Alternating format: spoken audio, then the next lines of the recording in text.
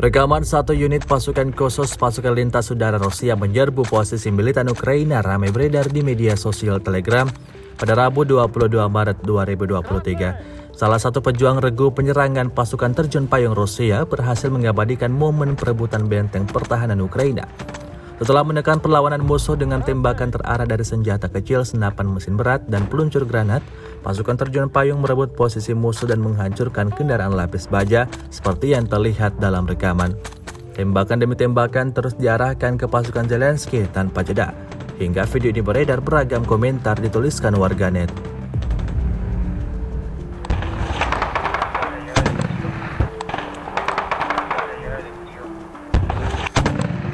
Вражеская техника. Противник такие шевроны таскает.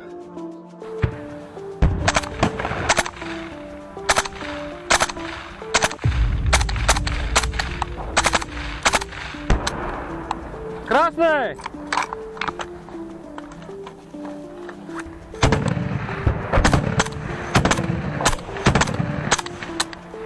Красный!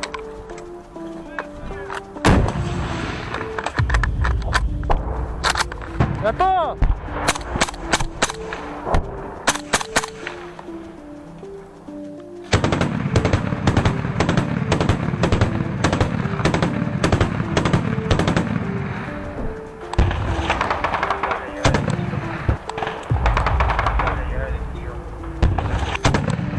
Вражеская техника. Противник такие шевроны таскает. Setahun berlangsung invasi, Rusia melaporkan secara total 403 pesawat Ukraina, 223 helikopter, 3.502 kendaraan udara tak berawak, 414 sistem rudal anti pesawat dieliminir sejak awal operasi khusus. Sementara itu dari kubu Kiev, Kementerian Pertahanan Ukraina melaporkan 960 tentara Rusia dieliminir dalam 24 jam terakhir.